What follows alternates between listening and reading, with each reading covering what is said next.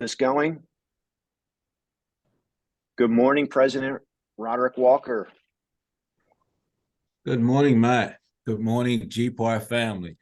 And welcome to Coffee Talk. I am your host, Roderick Walker, and thanks for joining us this morning.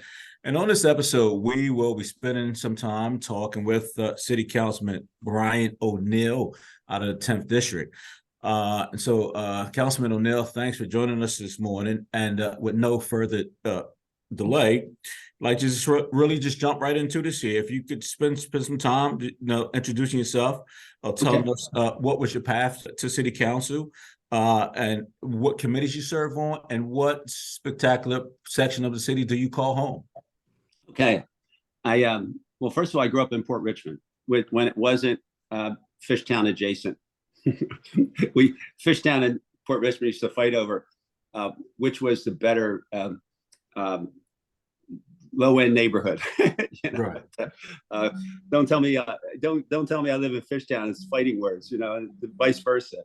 Exactly. And now Fishtown's changed, and a little bit of Port Richmond has changed on the perimeter.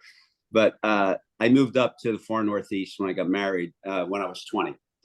I went to the Andre Swift School. So it wasn't a national powerhouse, but it was a great school back then. Yeah. So I just took the 15 trolley down Girard Avenue from Richmond Street, and then went to St. Joe's College, then now University. Right. When they were, pretty good basketball team. Okay. And so then I went to, so I got out of there and I became a probation officer in juvenile court, and started going to law school, probably about the same time, almost coincided. And so I worked at 1801 Vine Street as a juvenile probation officer. I was there through my night classes at what is now Widener Law School, and got out and worked for a judge as a judicial law clerk in common pleas court. Decided my area was being overrun by bad development and an absentee, a councilman that was just part of the system, and wasn't really protecting the community or sticking up for the community or looking out for them, whatever you want to say, or even being visible. And so at 29, I ran for city council with no chance of winning, or I wouldn't have been the candidate on the Republican ticket. That's how things were back in 1979.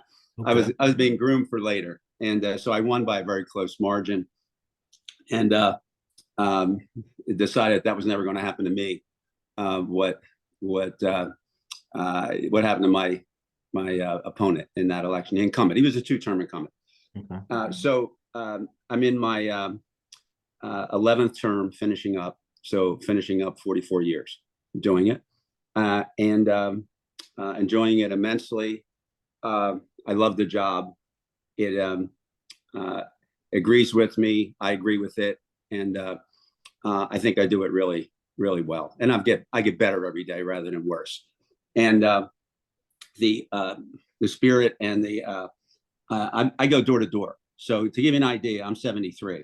I decided when I was 60, if I couldn't go door to door anymore, because nobody does it after the first time usually. Yeah. I've been doing it the 12th time now, and I have more energy, more enthusiasm, and getting a better response from voters. But I've got a tough opponent. He's the head of a big union. All the other unions are supporting him with tons of money. I've never been outspent like this.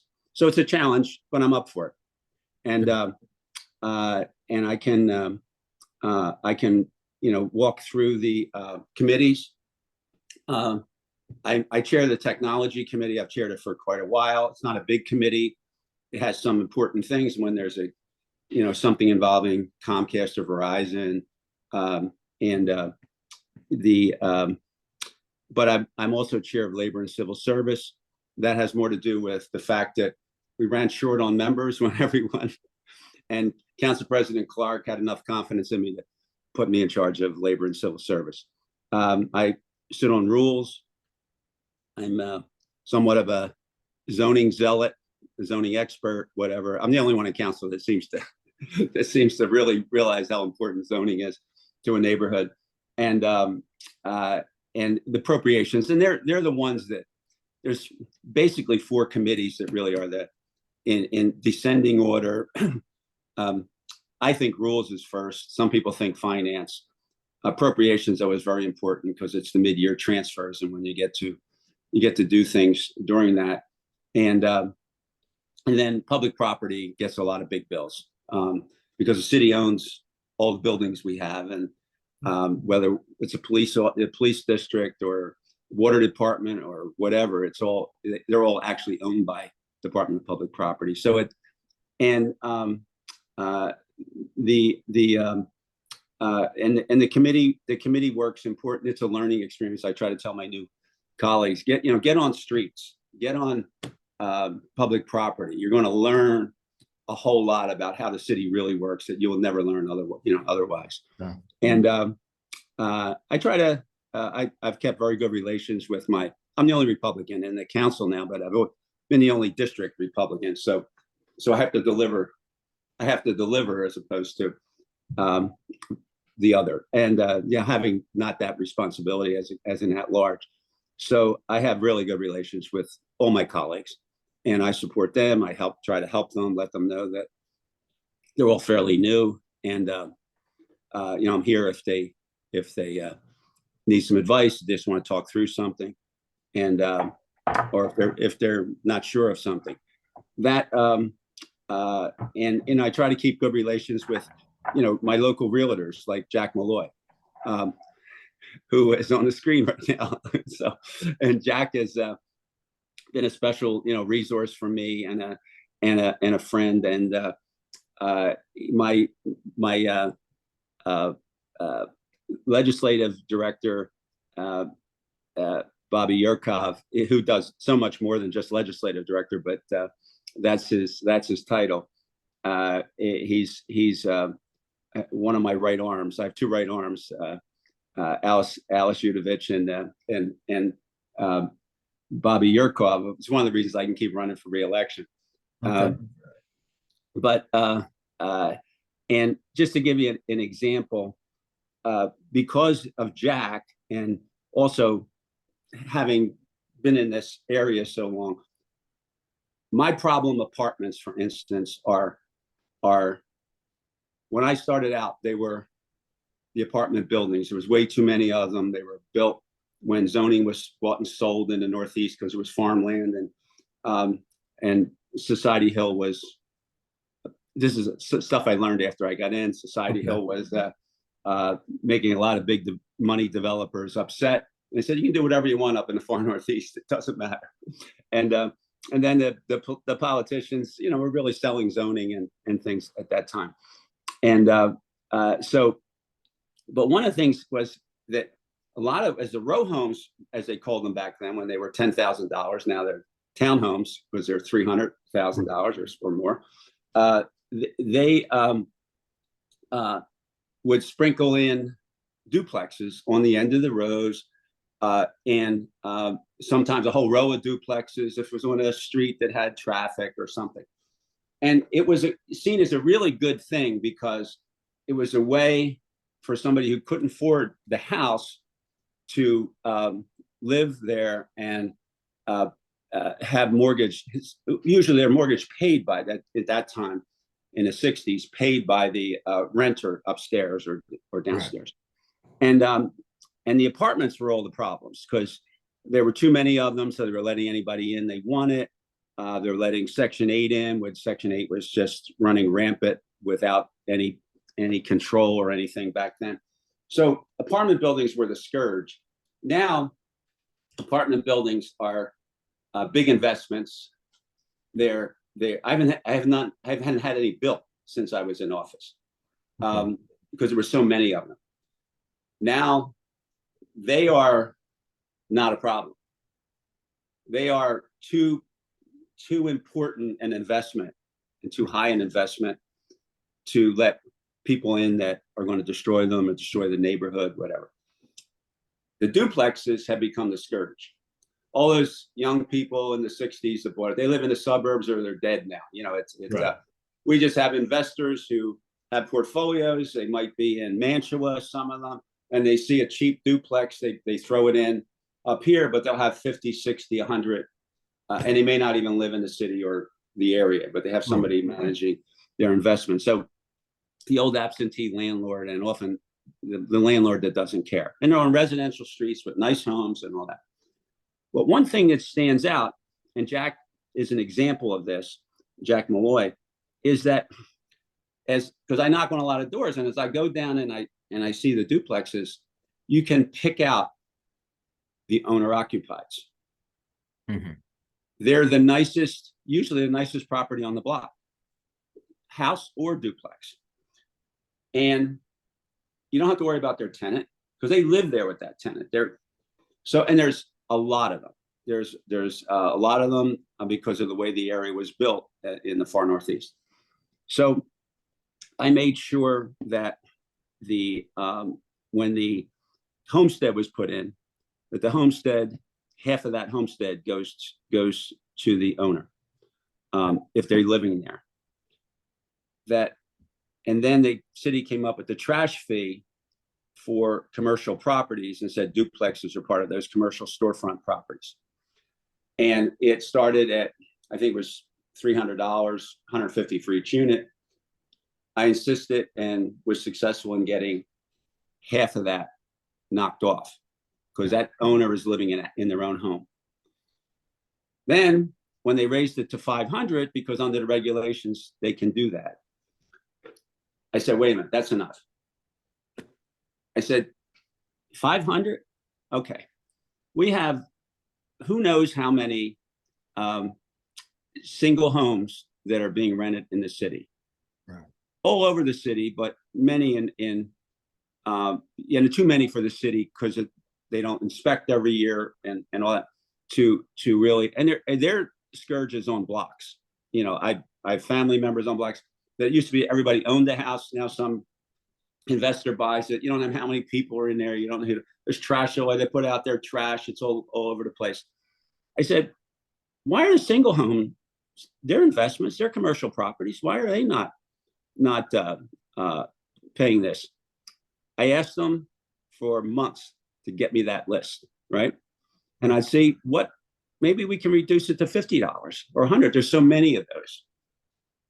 They came back to me after many months of not giving me the city, not giving me the information, and said, we got an offer for you. This is 2 years ago. We're going to eliminate the fee for duplexes where the owner occupies the duplexes. Right. Is that good enough for you? Meaning they weren't going to give me the information on all the rental buildings. And I said, I'll take it. That's what I wanted, right? More than I ever expected. So the owners don't pay the fee anymore. It's understood that if the owner is there, that upstairs unit or downstairs unit, whatever the other one is, it's covered. It's going to be, their trash is going to be put out, no extra cost to the city or anything. We'll treat it like a single home occupied by the owner, the whole building. And it was a big thing. And I believe that when people are downsizing and want to stay in the city, selling their house, and they think they have to move to the suburbs, there are tons of duplexes that are available or would be available if the owner was approached, because it's not a big deal for them, for somebody to stay in their own neighborhood, live in a duplex, get the benefit of 50% of the homestead, not have to pay the trash fee, collect that rent towards their mortgage. And I think that's a selling point for realtors that maybe should be emphasized more, particularly in my area or areas that have duplexes. And it's mostly the ring areas of the city, not the hard-built inner city, but Northwest, Northeast, Southwest, where they kind of built, starting in the 50s, 60s, and 70s. And I think it's an opportunity. I also think that and I don't think this is a big seminar or webinar that has to be done. But I think it would be good for realtors, because I had one the other night. Okay. Lady moved. She had a homestead. She thought the homestead, I mean, she was clearly in her 70s or 80s. She thought her homestead continued. She didn't file for the new one because she had the homestead. She thought, they know I live in the house. I mean, people don't know it. At that settlement table or whenever, somebody should explain, we have the largest homestead in the country. It should get larger because, I think it should get larger. I think the homestead should be whatever the max is that we can do should be what we have. But it is over $1,000, $1,100 and some dollars savings to a homeowner. And when somebody sells and they're moving into another property in the city of Philadelphia, it should be stressed to them that, and maybe even have the application ready to put it right in, because it's a real service to the person moving. And that was just something that came up in the last 2-3 weeks, knocking on doors for the election. But that's it. My district is I'm looking at the questions as I'm talking. My district is above Grand Avenue on the east side of the boulevard, which is where the Northeast Airport starts.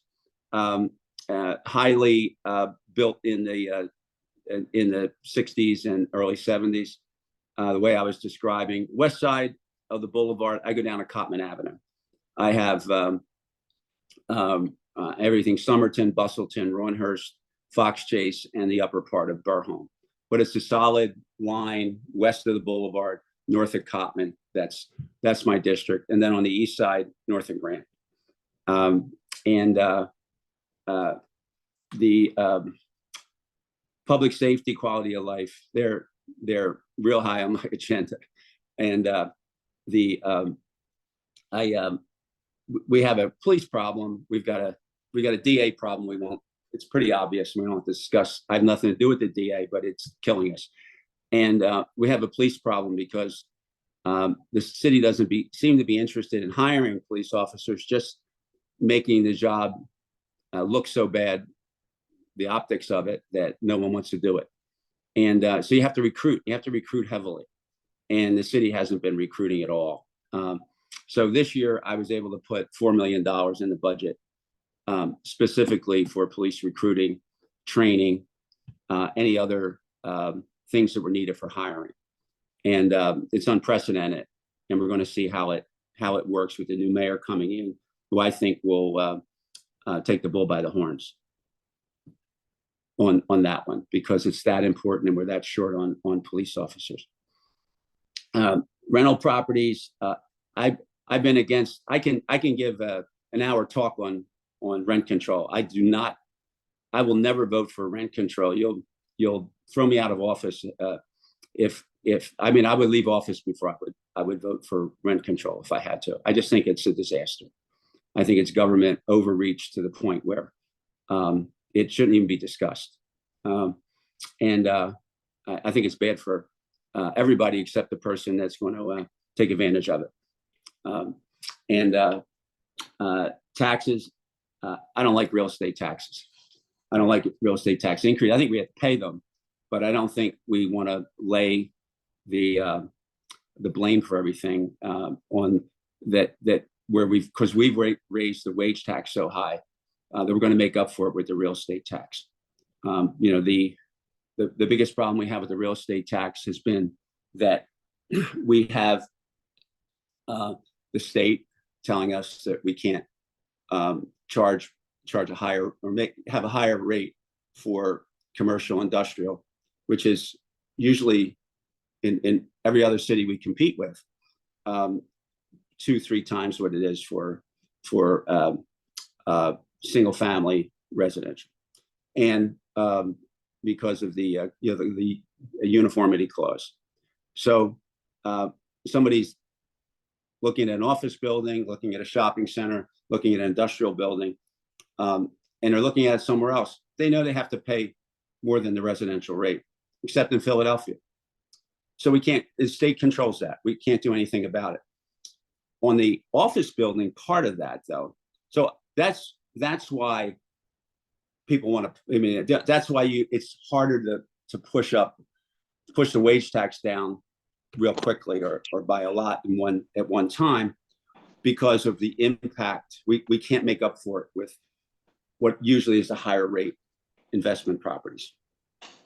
Now, on the portion of those, not the apartment buildings, not the industrial buildings, but the office buildings, I don't think the situation is going to change where we see people not coming into the office nearly as much as before.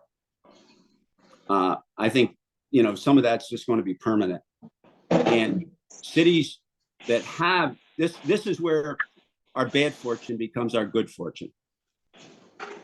Cities are going to be really hurt around the country when those revenues go down, because the value of those properties goes down as commercial office buildings. In Philadelphia, we won't be hit nearly as hard because we're not so reliant on that money. So that's all remains to be seen, but it's the one good thing about the reduction in space needs for businesses, what you do with them, how it changes, but we're not taking in a really, really large amount of money from them compared to other cities.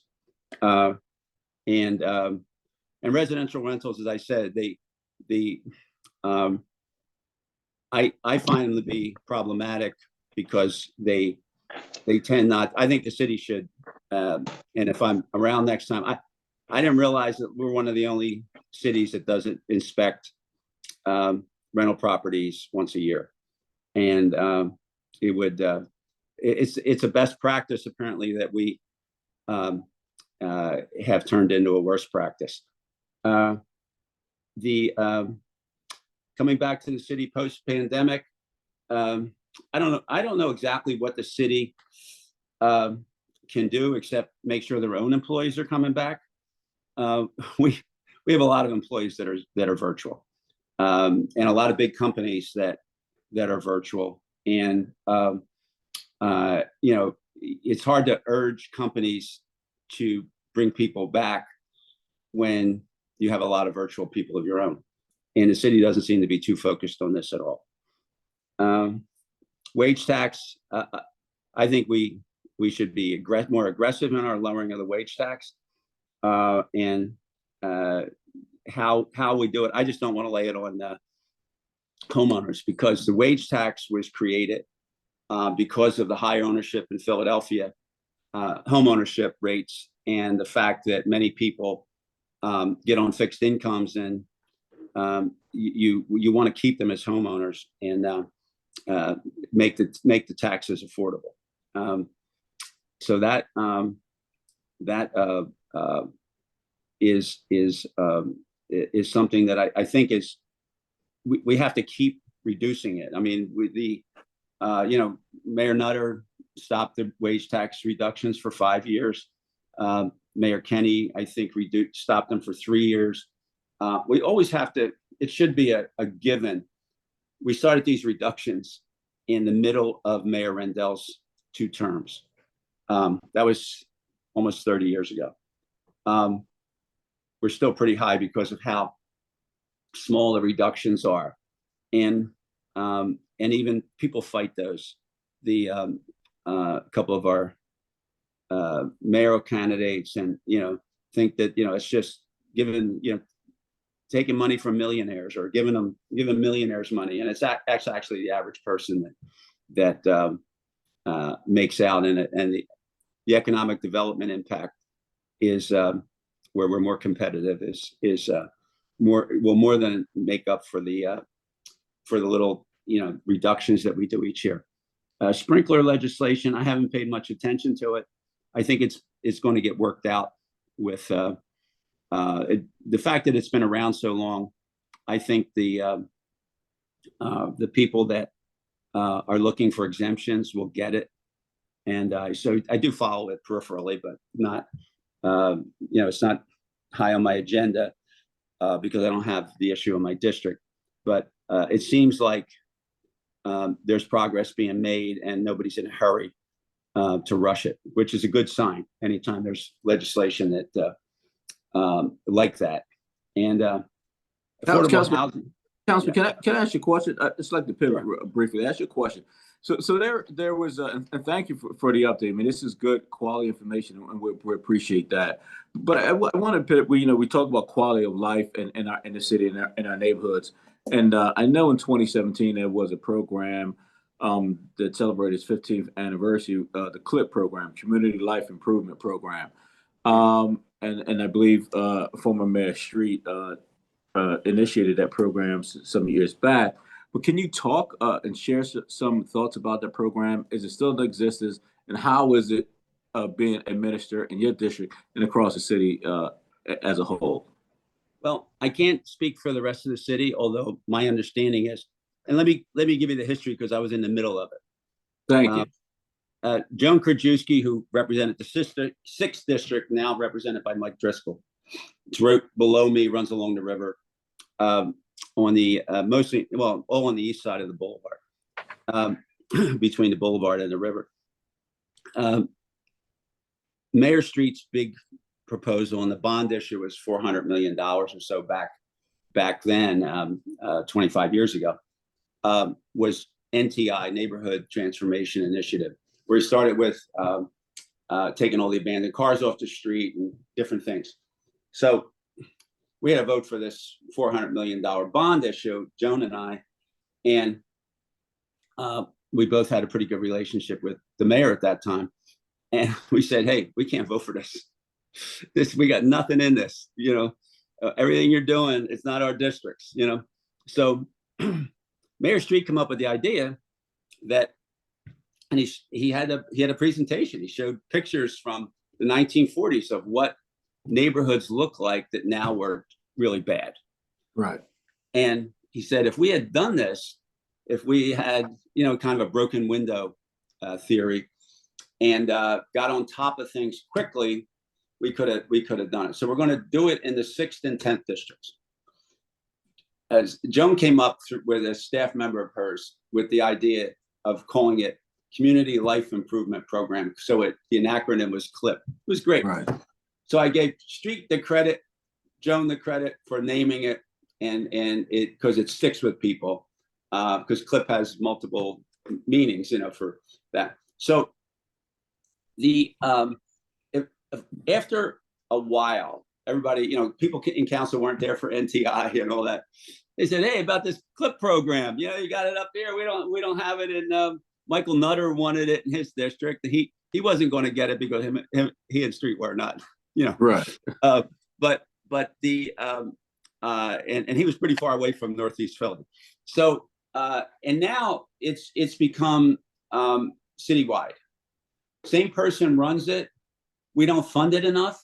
Every problem they have is with funding. And I'll give you an example. Tom Conway's the guy that has run it from day one. Tom Conway was brought in by Mayor Rendell from the private sector in the middle of his 2 terms. Put him in charge of graffiti. We had always had the anti-graffiti network. We had a lot of publicity around it, but it never really got much accomplished. David L. Cohen and Mayor Rendell decided they were going to put it in the mayor's office. And they may have actually housed it in the managing director's office, but it was outside. All the positions were exempt. They weren't civil service. And this is just graffiti. They had 6 citywide cops that were graffiti cops. They learned who the graffiti writers were. They knew who they were. They had evidence. They went into court. And the graffiti program, the anti-graffiti program that Tom Conway ran for those 4 years, every speck of graffiti was removed in 24 hours.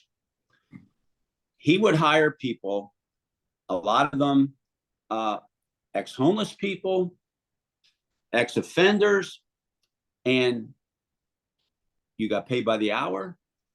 And and this was all done informally, it wasn't publicized, but Tom used to tell me this all the time. You got a job with the city, an entry level job with the city. If you were punctual for a year. And so they had this great program, and it lasted through Mayor Street, and they put it under Clip. It was that Tom kept running it, and all of a sudden, I don't know if it was Michael Nutter I don't remember when the exact period was, because the recession hit early in Mayor Nutter's term. They pretty much disbanded we don't have enough. We can't afford 6 cops. We no longer have a 24-hour policy. They still do it. Clip still does it, but their capacity is nowhere near it. There's no police involved, and I mean, we had these people in court all the time, and they were given orders by the judge to get rid of their own graffiti often, Right. and or do some other community service, and bringing them in front of their parents, and if they were that age, and all. So Clip has a real place. It's just citywide. I don't think it's ever been funded to the extent that it should be. There should be Clip offices in different parts of the city, and there may be, but I don't follow it.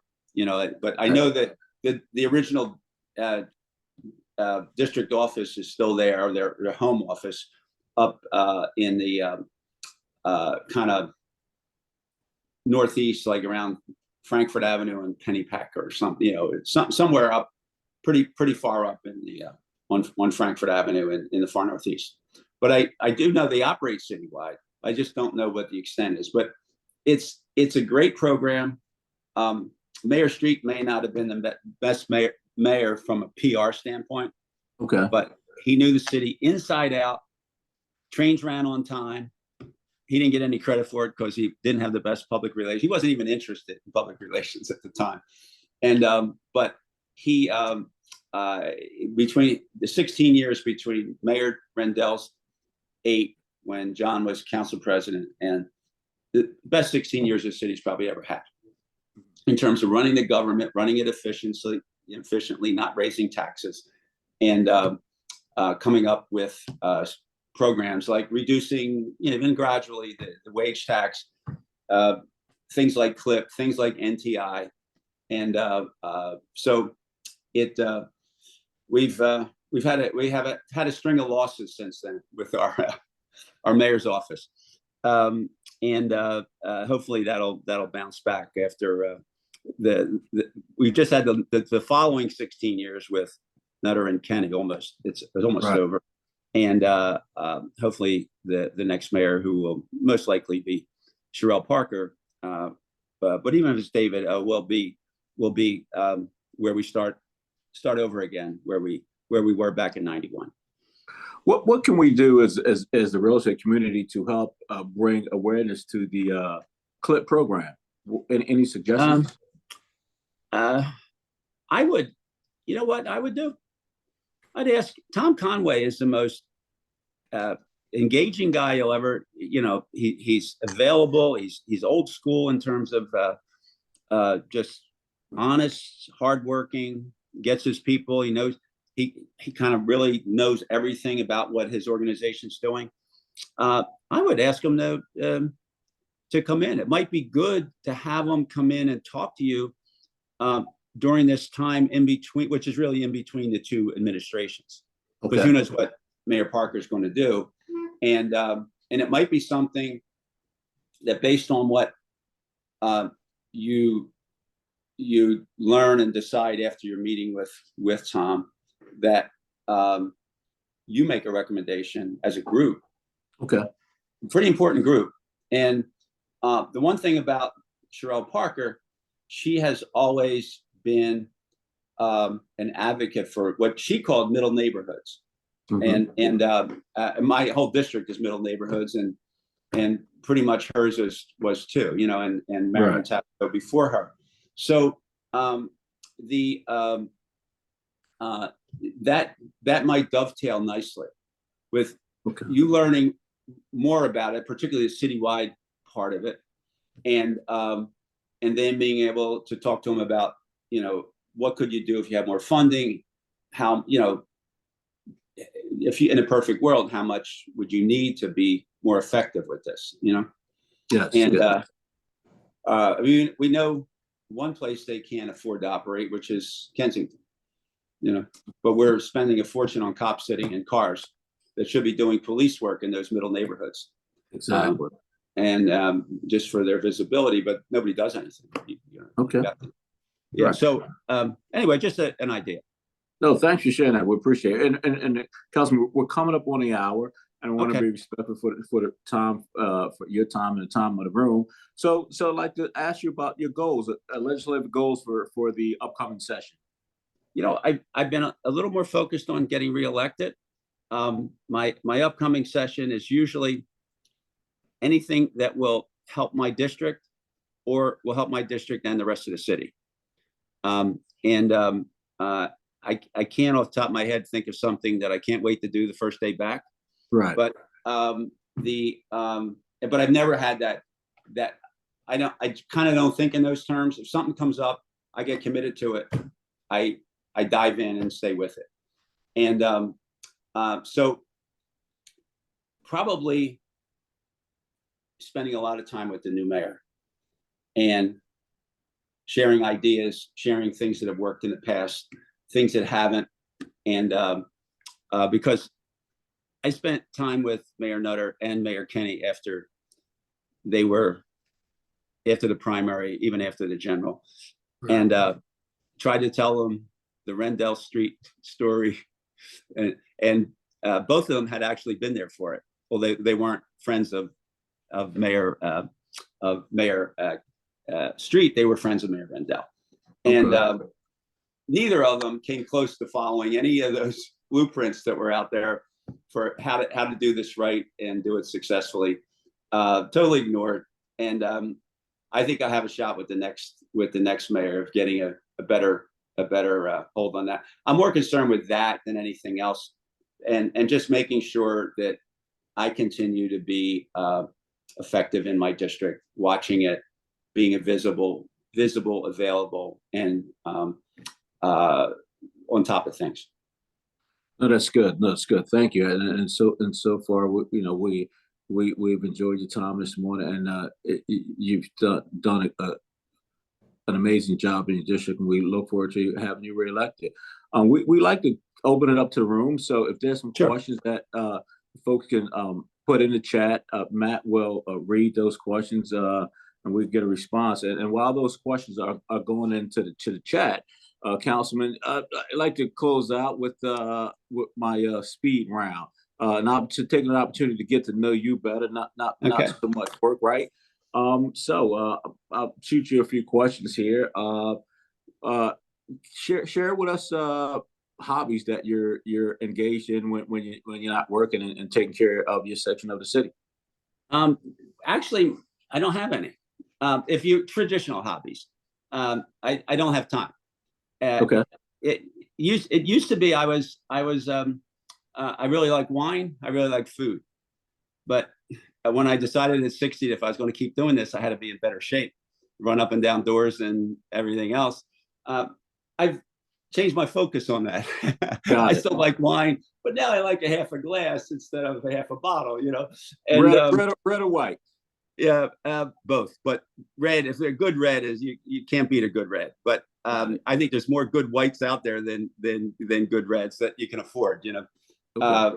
And I used to eat a lot more in the restaurants in Center City and all, and that, it takes a toll. So I just kind of now I'm watching what I eat more than where I eat, and, right, all that. But I've also become so what little time I had for a hobby, I used to spend it being a parent to three daughters. Nice. Now they're grown, and I have 2 grandsons on the West Coast and a granddaughter just turned 4, just above Chicago in the North Shore area of Chicago, and just above Chicago. And so grandparenting is kind of my my hobby now, if you will. The replacement for a hobby. So any spare time I have, I'm doing that. Good stuff. Good stuff. As much time as you can spend with the grandkids, it's amazing. You keep your arms around them, and that's good stuff. So that's right. I appreciate that. That's right. And now I can FaceTime. I couldn't do that when the boys are 11 and 14, but the baby's 4, and I've talked to her almost every day. You know. Good. Favorite movie or TV show if you watch TV? I do watch. I try to watch something streaming once a night. I don't get to do that, but try to spend an hour just like watching something that is relaxing. You know, it might be very, you know, there might be a lot of action, but it's relaxing for me because I know it's all just TV. You know, TV. And, but what? Because then you run out. You go through a show and then you run out. You look for another one. You know, because you're doing one episode a night. I really like Bosch. I don't know anybody that knows Bosch, but it's a show on, I think, Prime Video. It's a detective show. Okay. And I like that a lot. It ran 6 or 7 years before I started watching it, and it's on one of the big streaming channels. Right now, I really like a show on PBS. It's on their Masterpiece Theater. It's like $5 a month. Okay. And it's called Vander Valk. It's out of Holland, and it's a British show, but it's set in Amsterdam. And it just started its 3rd season. So those kind of shows, well done, well acted. I like a lot of the Masterpiece stuff anyway, because of the writing and acting are so good. But so I guess you know, those kind of shows. I don't like a whole lot of TV anymore. I'm watching something now called Longmire, and it's a Western kind of thing, a throwback, but it's out in Wyoming. The guy's a sheriff, and it kind of reminds me of the old cowboy movies growing up. Rifleman, John Wayne. Yeah, all those shows. You walk into a nursing home, you'll see them all on. You know, my younger brother's at a nursing home, and I see all these shows that I just used to watch because there are only 3 channels. You know, right. And they're still on shows, and the people in the nursing homes like them because they remember them. You know, it's something that they can relate to. Right. Yeah, good guy wins, bad guy loses. You know, kind of thing. Final lightning round question. How you're on the technology committee? How has technology changed the way you work or spend time with your family since post-COVID? And then, after this, we'll open questions up to the gallery. Okay, I'd say post-COVID, I think where you work has more to do with anything. If I should be in the office, or my staff, I brought my staff back early because I have 4 neighborhood offices. Okay. I said, we can sit 6 feet apart, but people still need face-to-face, and it worked. I still did appointments when, like I do if somebody needs me.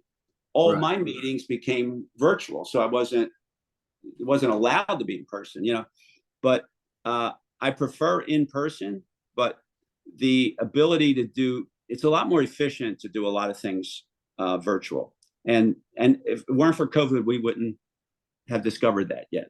Like this meeting right now. And so I'm sitting next to oatmeal that I made earlier. And if this were not a call that I was central part of, I'd be eating it with my camera off, and drinking my coffee. But but from my work standpoint, it is my offices and my office generally and me, I am so much busier now because of technology. And I don't know if it was during COVID where people started emailing more and now are in the habit. And there's also social media that you have to deal with and all that. but just the workload of my offices has increased substantially. The requests for constituent service, which is good for me, because the more people I can help, the more people hopefully will in return keep me in office. But it is absolutely a major difference over the past, I'd say 10, 12 years. But COVID probably accelerated that to a large extent. People that, I used to knock on doors, and older people, that weren't the kids, the young couples, they would say, the only thing I use I'd say, this is my email address, and say the only thing I use it for is to see pictures of my grandkids or something like that. Now they're on Facebook. They want, especially with crime in their neighborhoods, they want the neighborhood, channel, watch thing and all that. So once they start using their computer for more than photos, I can send a request to Councilman Neal's office. I don't have to go over there. And over there might never happen, but that email will happen. It might happen at 2 a.m. that you would normally not hear about. And it's really helpful, because I think it helps neighborhoods if they get a response, because they can be better in touch with you. But I have the commuter train stations. I have a lot of them in my district, and big problem for years with parking, particularly because I'm close to the suburbs. You suburban people coming in, it's cheaper. The zone they're in, it's cheaper to go, and parking on city streets in front of people's houses and things. And not now, unfortunately for SEPTA, they're pretty empty, and I don't think a lot of that's going to change. But I had somebody's looking at one of the parking lots, because they're government owned, is for a 55 and over, housing project. And because SEPTA knows that they're not all coming back ever. They're just hoping that more of them come back right now. And that's why I said, whether it's Blue Cross or some company like that you hear about, and they say, well, Blue Cross hasn't come back yet. Wait a minute, they're a healthcare icon in the area. I never heard that the Inquirer came back. While they were blasting the city or city council for holding their meetings, they weren't back. And when big companies do it, it makes it a lot easier for the smaller companies to say, hey, and the employees to say, why do we have to come back? So it's going to be a struggle, and the real estate market is going to change with the office buildings. Although with the renewals, it'll be a slower process than faster, because some people are stuck with their leases for a while. Exactly. Well, thank you for sharing that information. Matt, do we have any questions in the chat box that we want to share with Councilman? All right, Councilman, we have just 5 minutes left. So some quick questions. One, what could the city be doing better to promote neighborhoods? We're a city of neighborhoods. What could we do to better emphasize them as great places to call home? I think we could be helping a lot with the local organizations and spending marketing money. I mean, we know how to market the city, whether it's something within Commerce has all little divisions, Commerce Department.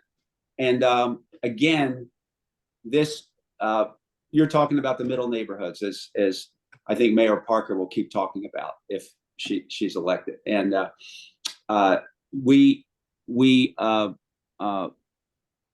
can talk about those things the same way. I didn't think of it as a selling, something to market, but I really believe that there is a market for keeping people in the city with not only the number of duplexes we have and the ability. I mean, I have 1,200 owner-occupied duplexes in my district. I don't know how many there are in the city. That's a lot of owner-occupied duplexes that are working, that are getting tax benefits, and the city recognizing how important it is to have as many owner-occupieds as possible. And I just think when somebody says, "Oh, I'm moving, we're downsizing, we're going to Bucks County or something," they don't want to. Do they want to leave a neighborhood they've been in for 40 years, 50 years? No, but they don't want to stay in that 3-bedroom, 1.5 bath townhome they bought 50 years ago. But they don't have really many options. So I think that's a market, whether the city gets involved with that or not. But there are there should be marketing dollars in our commerce department, because they do commercial corridor stuff. They do a whole lot of things that they didn't do, and they have little divisions within their small business division and all that. And I think neighborhood marketing should possibly be one of the things that they emphasize, because I don't think people realize how we have a lot of areas that are kind of a little bit city and a little bit of suburbs, like my district, but they go all around the city. 20% of the city is the big development push area. It's the whole of the donut. But the donut itself is all in established neighborhoods that border either the river, Delaware County, Montgomery County, or Bucks County. And it goes in pretty far from those areas towards that hole in the donut. And we don't pay any attention to that factor. And there's those established, built-out neighborhoods, as opposed to where developers want to, take dilapidated things and turn them into something real nice, high density, near public transit, and all that. Nothing wrong with any of that, but there's a tendency on the city's part to want to make everything the same. They want Fox Chase or West Oak Lane. They want the same rules for everybody. They want the same rules for Overbrook and roof decks and all that. They don't belong in middle neighborhoods. They're built out. You don't want a house in the middle of the block to look like a skyscraper in the middle of your block with people partying up on the roof. It's for certain areas, it's fine. But for the donut, which isn't where developers want to go, and it's not where they're chasing down opportunities for tear downs and rebuild and all. But how you get that, again, I think discussion points with the new mayor are excellent, because I don't think anybody's thinking about this. It's the first time I've heard anybody talk about it. So my daughter lives in Chicago, and she was in Chicago until they had the baby, and then she started looking right outside. But there's a lot of young people that move into Chicago because it's so corporate and there's a lot of jobs, but they don't stay real long necessarily. And they've been to Philly. So she and her husband would tell me that every time they found somebody who had been to Philly, lived in Philly, they say, "Oh, I'm from," my daughter would say, "I'm from Philly." "Where are you from?" "Far Northeast." "Oh, that's the area people said nobody goes to." And they're right. Nobody does go here. But that's probably 75% of the city that nobody goes to. It's where those, and I do like the term middle neighborhood, because it kind of gives a nice, it's in between. It's in between the real hot, big, expensive and all that, and the areas that really need help. And it's stable. It's stable communities that are built out. And I don't think young people, when they are living in Center City, they think the only thing they have is to go to the suburbs, where the taxes are $20,000 on a similarly priced house they could pay $4,000 or $5,000 in taxes in the city, and be in a nice, relatively safe neighborhood. So yeah, I think that's a real valid point for taking a look at as far as the city's concerned. But I think that's where GPAR can play a role. All right. So Roderick, we're out of time, so I think it's probably time to put a ribbon bow on this coffee talk. Okay, you got it. Councilman Brian O'Neill, thank you for your time and spending time with us this morning. We appreciate it, and good luck to you and the upcomings. And we're here if you need us. Please feel free to reach out. Okay, well, thank you. I appreciate it. Okay. Thank you. Thanks, Enjoy your Councilman. Have a weekend. great day. Have a good day. Anytime. Bye-bye. Thanks. Bye now. Okay, see you.